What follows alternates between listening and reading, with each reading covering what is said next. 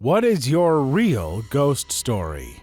Story 1. February 2019, Pinecrest, California. Just drove up the very snowy and scary Highway 108 at night. Absolutely no one was on the road. I was here for a Boy Scout trip in a place called Camp Sylvester. I am young. The thing to note here is that one of the snowiest years in California history, and Pinecrest is a good 5,600 feet above sea level. That means there was 8 feet of snowpack already, plus about 4 inches or so that have been fluttering down on the drive up. Camp Sylvester has a snowplow come through and clear the main drives for people to get through every morning. I arrived at camp at about 10 at night with a couple of other kids. We were the only ones at the camp from what I know. One of these kids decided that it would be funny to turn up the heat in the cabin we were in up into the 80s. Me and another kid couldn't sleep in the heat, so we quietly got jackets on and went for a walk around the camp. 2 a.m. when I opened the door, the 4 inches of powder was now over a foot and it was snowing hard, no wind. It might have been in the single digits out there, but it was refreshing to be out of the heat. We walked around a little, but we got spooked when a tree snow-bombed in the distance, when the leaves give way and a lot of snow falls. So we headed to the camp's Gibson Hall, where there were a couple snacks lying around that we took advantage of. Around then was when the snow started pouring like rain. Scary starts here. The kid that I was with looked out the window of the hall toward our cabin and got scared because he thought he saw someone. Spoiler, it was another kid taking a pee in the snow, but it scared us both and we went back to the cabin. Now, with more snow on the ground, maybe just about 2 feet of powder, I realized that I needed to go to the bathroom, so I left, trudging through the snow towards the lower camp restroom. I looked into the woods and got a wave of anxiety. I saw something that I've never seen before, actual pitch black in the woods, only the light of the Gibson Hall and the bathroom hardly reaching me. I wanted to get this over with as quickly as possible now, but the snow was stopping me. Note that I wasn't scared of being jumped by some Bigfoot creature at this point, just really anxious. When I got to the bathroom, I was not having it. Close quarters, old, probably silverfish-infested bathroom, but I let it rip in the urinal, not without looking over my shoulder in the process. When I went to wash my hands, I heard a voice call my name from outside the bathroom. I jumped, but I went to check because I thought I knew that it was the kid I was hanging out with just a minute ago. I opened the door and saw nothing. Wait, that didn't sound like that kid at all. I threw myself off the porch of the bathroom, back to the cabin, and I kneed through the snow. Literally the definition of a fight-or-flight reflex. Your boy literally flew into the cabin with no regard for the people inside sleeping. I then curled up into my sleeping bag and watched Indiana Jones 2 times until the sun came out. By the end of the night, there had been nearly 3 feet of snow. I told everyone what happened, and they all seemed kind of spooked because we were the only people in the camp. The Camp Sylvester's bathrooms will forever scare me. I'm not gonna lie, there was a lot of setup to that story, and I kind of expected a little more of a payoff. I mean, I guess real life isn't like a movie where all the details are there to build into the payoff. Movies have ruined me a little, I suppose. But also, what were you doing driving up into this camp with this much snow falling? I used to live by the California mountains, and you don't screw around driving kids through snow like that. Well, at least I wouldn't. And I'm from Minnesota. I'm pretty familiar with snow. When I was 13 years old, I was at a church youth group sleepover that was held at our youth group leader's house. We were going on a ski trip the next morning, but I wasn't feeling well after dinner, so I decided to go to sleep early upstairs while everyone else was watching Big Mama's house downstairs. I was in a sleeping bag on the floor of one of the empty upstairs bedrooms, but it was hard for me to fall asleep because my throat was really bothering me. There was no one upstairs besides me and a baby sleeping in his own room. At one point, the baby started crying. The mom/youth group leader's wife came upstairs to check on him. He stopped crying and then she went back downstairs. I remember hearing all of that happen and also hearing laughter and sounds from the movie downstairs as well. After the youth group leader's wife went back downstairs, I was still having trouble falling asleep. I was just looking around the dark, empty room when all of a sudden I saw movement from the corner of my right eye, like something was moving towards me very slowly. I looked to my right and I saw a headless figure in a dark-colored Victorian-style dress floating towards me in the dark. I remember this figure had no head and the dress was white collar with some sort of brooch in the middle. It had long sleeves and it was puffy from the waist down. I can still see it in my mind almost 20 years later. I was completely frozen in fear as it slowly floated towards me. I I finally got the courage to pull the sleeping bag cover over my head. I used to be really religious, so I just kept saying the Lord's Prayer over and over again. I was suffocating inside the sleeping bag, but I couldn't get the courage to run downstairs. Eventually, I was so tired I fell asleep with the sleeping bag still over my head. I woke up the next morning still scared from what happened. But I never told anyone at the church about this or asked the youth group leader about his house. I still can't look at dark-colored Victorian-style dresses without remembering this traumatic experience. I will say the combination of not feeling well paired with it happening in bed makes me think this could have been a dream. When you're dreaming, you can still hear stuff around you, react to it, and have it affect your dream, or perhaps a little sleep paralysis. Either way, sounds like a harrowing experience, and I don't blame you for it sticking with you. Story 3. Well-known haunted hotel in New Orleans. Went there with my job. Tenants/guests were literally complaining about hauntings at the front desk.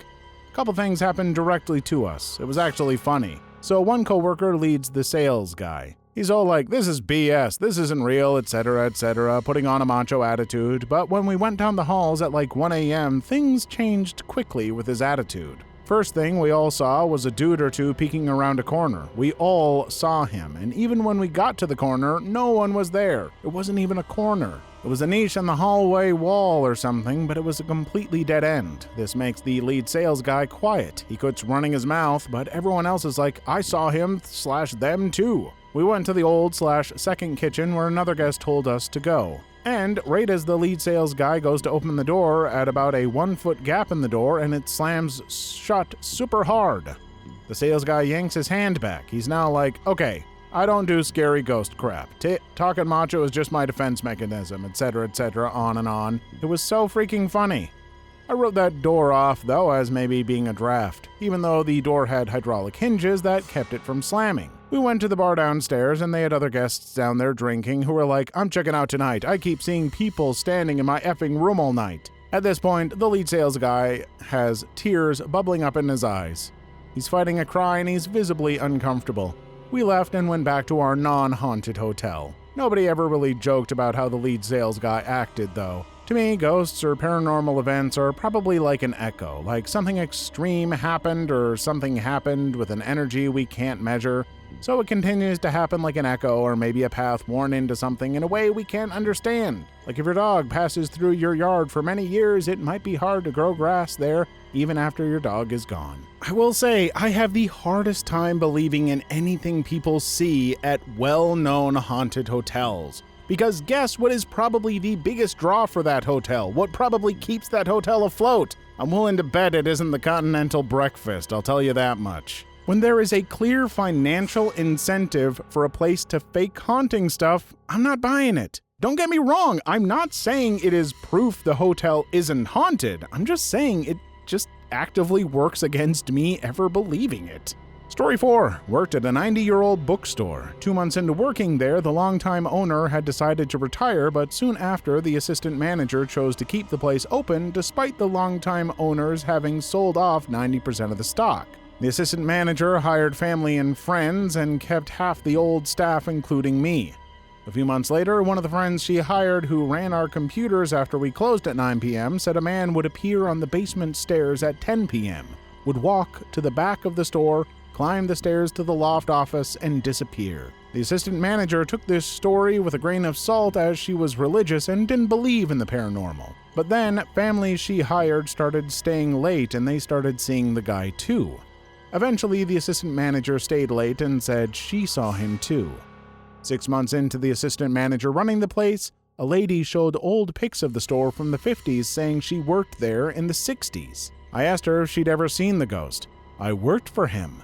She told us the ghost was the owner from the 60s. In his time, the store closed at 10 p.m. and he would go around looking for last-minute customers before heading up to the office. Meanwhile, I always had the morning shift. I'd start coming in before sunrise because we had someone stealing all of our newspapers off our front porch. I would go inside and wait in the near dark for the newspaper truck to drop them off. It was a few days after hearing the story about the old manager. I just brought in the papers and was hankering for donuts from a nearby shop. As I'm about to leave, I turned back towards the darkness and said, "Going to the donut shop, want anything?" I didn't hear a voice, but the words Bear Claw popped into my head. I ran for the door, getting the creepy feeling that if I stuck around for one more second, I really would hear a voice say Bear Claw. I'm sure I'm nitpicking too much, and there are probably explanations, but it seems weird to me that a 90-year-old bookstore had owners but also stocks? Was this personally owned bookstore publicly traded? I legit know so little about business, so comments, please, feel free to weigh in on this. Also, what bookstore that isn't a big butt Barnes & Noble or whatever is staying open that late? I feel shocked if I find a bookstore open until 6 p.m. Also, I feel I can officially say as a former bakery employee, I never liked Bear Claws. They're a last pick from the pastry box for me, if at all. Story 5. Okay, I still live in the neighborhood, but me and my cousin used to live in a place that is known for being haunted. This house was featured on many different ghost hunting shows. Me and my cousin, who we shall call Kyle for now, have both had encounters with ghosts there. The ghost was always a man dressed in all black fedora, black suit, black pants, black shoes, black suitcase. Kyle was with his parents at the time when he saw him. He was sitting on a cardboard box at the end of the second-story hallway. Note that you had to walk this way to get to where he was living. While he was walking with his parents down the hall, he asked them, "Who is that man?" pointing at him. His parents were confused as they couldn't see who he was pointing to. They had asked him, "Who are you talking about?" Kyle kept pointing to the man. His parents just shrugged it off and told him, "Honey, there's nobody there." My encounter with him was a bit different. We had these washers and dryers that were next to the stairs. Now, if somebody was standing there, you could only really see half of their body. I was by myself at the time, but as I was going down the stairs, I could see a man standing at the washers. I could only really see him out of the corner of my eye, but once I blinked, he was just gone. I was really confused because I swore I saw somebody there. For a few years, I heard that Kyle saw the same man, told his parents about my encounter, and that's when I learned that the town had to burn dead bodies because of a plague that had rolled into town many years ago. Many of the houses, including mine nearby, were used for burning bodies. My town is messed up. Story 6. My granddad used to live in a cottage which had something in it. Cliché things would happen. The piano would play random keys at night. The decorative plates would move. The cat would hiss randomly at the same spot in the house, etc., etc. The strangest thing was a door in between the master bedroom and the small box room off that, my room whenever I stayed there. For some reason, the door in between the two rooms would always be open in the morning. Now, my granddad and grandma were quite private people and liked to have that door shut when I would stay. My granddad would always tell me off for opening it the night, even though I swear I hadn't. So one night we talked about it and I suggested putting something in front of the door so it couldn't open easily. Great, good idea. So my granddad took some books and stacked them in front of the door so it couldn't open easily or without making a lot of noise anyway. Said goodnight to me and off to bed we went. Next morning, the books are still standing, but the door is open.